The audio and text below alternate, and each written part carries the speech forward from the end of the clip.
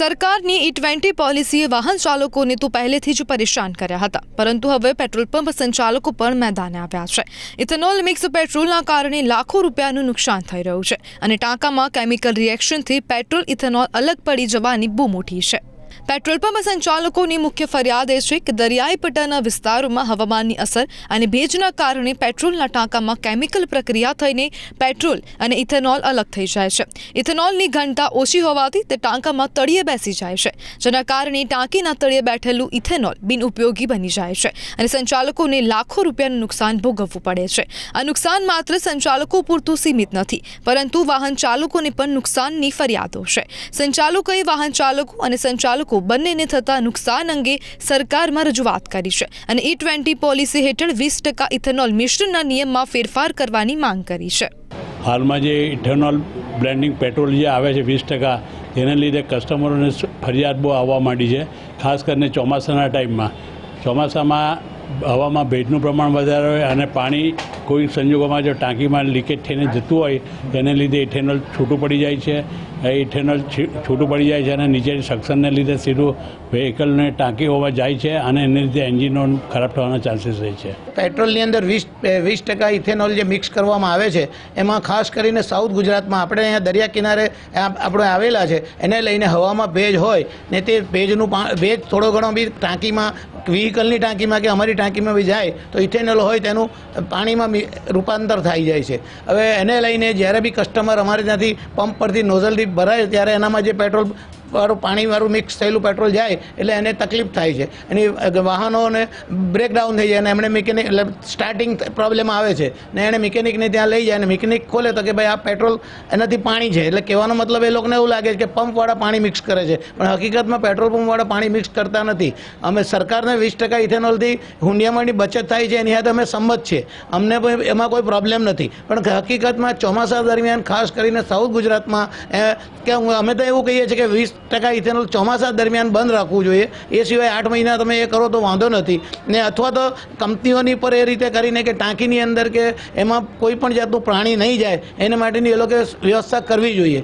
સરકારે April 2023થી E20 policy અમલમાં મૂકી। દરેક લીટર પેટ્રોલમાં 20% ઇથેનોલ ભેળવવાનો નિયમ બહાર પાડવામાં આવ્યો, એટલે કે 1 લીટરમાં 200 ml ઇથેનોલ। ઇથેનોલની કિંમત માત્ર 65 રૂપિયા પ્રતિ લીટર છે, જ્યારે પેટ્રોલ 100થી વધુ। તો પ્રશ્ન એ છે કે શા માટે પેટ્રોલના ભાવ ઘટ્યા નથી? પેટ્રોલમાં ઇથેનોલ મિક્સ આવતા પેટ્રોલ સંચાલકો દ્વારા સરકારને પત્ર લખવાની ફરજ પડી છે। વ્યવહારિક છે કે લાખો રૂપિયાનું નુકસાન થવાના અંધાર સેવાઈ રહ્યા છે, વાહનોને પણ ક્યાંક ને ક્યાંક તકલીફ ઉચકવાનો એ વારો આવી શકે છે। હાલ મંતવ્ય ન્યૂઝની ટીમ પહોંચી છે અઠવા ગેટ ખાતે આવેલા આ પેટ્રોલ પંપ પર જોઈ શકાય છે કે અસંખ્ય લોકો આ પેટ્રોલ પુરાવતા હોય છે, પરંતુ હાલ કહી શકાય કે ઇથેનોલ મિક્સ કરેલા જે પેટ્રોલ હોય છે એને લઈને લોકોએ હાલાકી ભોગવવાનો વારો આવ્યો છે। લોકો વતી પેટ્રોલ પંપ સંચાલકો દ્વારા સરકારને પત્ર લખવામાં આવ્યો છે, જેને લઈ એક મોટો વિવાદ ઊભા થવાની ચર્ચા છે। હાલ પેટ્રોલ પંપ સંચાલક નિશિતભાઈ આપણી સાથે છે, આપણે એમની જોડે વાત કરીને જાણીએ। નિશિતભાઈ, જે રીતના આ પેટ્રોલની અંદર ઇથેનોલ મિક્સ કરીને આવે છે, કેટલું મિક્સ થતું હોય, કઈ રીતનો પત્રમાં શું ઉલ્લેખ? હાલમાં જે આવે છે તે 20% ઇથેનોલ બ્લેન્ડ કરવામાં આવે છે। ઇનિશિયલી 5% હતું, પછી 10% થયું, 12% અને 20%, અને 2027 સુધીમાં 27% સુધી એને બ્લેન્ડ કરવાની પ્લાનિંગ ગવર્મેન્ટ કરી રહી છે। હાલમાં જે સૌથી વધુ ઇસ્યુ આવે છે, જે પેટ્રોલ પંપ સંચાલકોનો પણ ઇસ્યુ છે, તે એ છે કે ચોમાસા દરમિયાન જે બ્લેન્ડિંગ કરવામાં આવે છે એ સંપૂર્ણપણે બંધ કરવામાં આવે અથવા એને 5% સુધી લઈ જવામાં આવે છે, કારણ કે આ એક પ્રોસેસ છે કે જેવું ઇથેનોલ બ્લેન્ડ પેટ્રોલ અહીંયા આવે છે, ચોમાસા દરમિયાન કશે ને કશેની ટાંકીમાં પાણીનું પેનિટ્રેશન થવાની શક્યતાઓ બહુ વધુ હોય છે, કારણ કે ઘણા બધા પંપ 25 થી 30 વર્ષ જૂના હોય છે, પાઇપલાઇન જૂની હોય છે, પાણી એનો રસ્તો કરી જ લેતું હોય છે, તો કશે ને કશેથી પેનિટ્રેશન થઈને ટાંકીમાં જાય છે। એ પ્રોસેસ જે મેં આગળ પણ સમજાવી છે તેમ પ્રમાણે એમાંથી ઇથેનોલ ધીમે ધીમે છૂટું પડી જાય છે। એ ઇથેનોલનું વજન વધારે હોવાને કારણે એ ટાંકીમાં નીચે બેસી જાય છે। હમણાં જે તમે જોઈ શકો છો કે આપણા બધા જ પંપ હવે ભારતમાં બધા જ પંપ એકદમ હાઈટેક થઈ ગયા છે, જે ડિસ્પેન્સિંગ યુનિટ છે તે બધા હાઈટેક છે, સબમર્સિબલ મોટર્સ આવી ગઈ છે, એનું સક્શન સખત હેવી હોય છે, એટલે જે પણ પ્રોડક્ટ જે નીચેથી સક કરવામાં આવે છે, ખેંચવામાં આવે છે, તે ઇથેનોલ જ આવે છે અને ડાયરેક્ટલી ઇથેનોલ પાણી અને પેટ્રોલ ગ્રાહકની ટાંકીમાં જાય છે। હવે જેમ કે તમે ભરાઈને ગયા તો એ વિઝિબલ થવું અઘરું છે, જ્યારે હમણાં ડિસ્પેન્સ થતું હોય તેવું જોવું અઘરું છે કે આ વસ્તુ બ્લેન્ડ છે, પ્યોર પેટ્રોલ છે કે ઇથેનોલ છૂટું પડી ગયું છે, ખાસ કરીને વરસાદમાં। તમે આગળ જશો તો કદાચ તમારી ગાડી બંધ થઈ જાય તમે મિકેનિક પાસે જશો, જેમ કે મિકેનિકને આ ટેકનિકલ નોલેજ હોતું નથી. ચોમાસા દરમિયાન અમે જે સહન કર્યું છે, અમે જે ફેસ કર્યું છે, કસ્ટમર અહીંયા આવીને પાણીનો બાટલો લાવીને એમાં બતાવે કે તમારા પેટ્રોલમાં પાણી આવ્યું છે. કોઈ પણ પેટ્રોલ પંપ સંચાલક પેટ્રોલમાં પાણી એડ કરતું નથી, એ બ્લેન્ડ થઈ શકે એવું જ નથી. એટલે એક આ જે મિથ છે કે પેટ્રોલ પંપવાળાએ પાણી એડ કર્યું, એ એક પ્રોસેસ છે જે ઇથેનોલને કારણે થાય છે અને વાહન બંધ થઈ જાય છે. ઘણાક લોકોમાં ખાસ કરીને એવી વસ્તુ થાય છે કે પેટ્રોલ પંપવાળા પાણી એડ કરીને આપે છે. આની અંદર જે ઇથેનોલ મિક્સ આવે છે, આ ઇથેનોલ મિક્સને લઈને શું ભાવની અંદર ફરક પડે છે લોકોને, કે પછી જે નુકસાન વેઠવાનો વારો સંચાલકોએ પણ આવ્યો છે, વાહન ચાલકોએ પણ આવ્યો છે, તો સરકારને કોઈ રજૂઆત કરવામાં આવી? હા જી, અમે south Gujarat chamber of commerce તરફથી એક લેટર હરદીપપુરી સાહેબને લખવામાં આવેલો હતો જ્યારે પેટ્રોલિયમ મિનિસ્ટર હતા, કે ચોમાસા દરમિયાન જેટલો બી વેસ્ટલ કોસ્ટ છે આપણો, જેમ કે ગુજરાત, મહારાષ્ટ્ર, ગોવા, કર્ણાટક, એ સાઇડ પર એનું બ્લેન્ડિંગ કમ્પ્લીટલી બંધ કરવામાં આવે, કારણ કે ત્યારે ભેજનું પ્રમાણ ઘણું હોય છે અને આવા પાણીને બ્લેન્ડ છૂટા પડવાની પ્રોસેસ થવાની શક્યતાઓ બહુ વધુ હોય છે.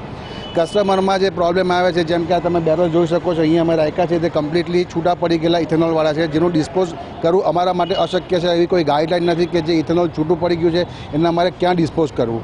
એને કારણે કદાચ કોઈ અકસ્માત થવાની પણ શક્યતા હોઈ શકે છે. એટલે હમણાં અમે એને સેફલી સ્ટોરેજ કરીને રાખ્યું છે, પણ આગળની કોઈ પોલિસી વિશે અમને ખ્યાલ નથી.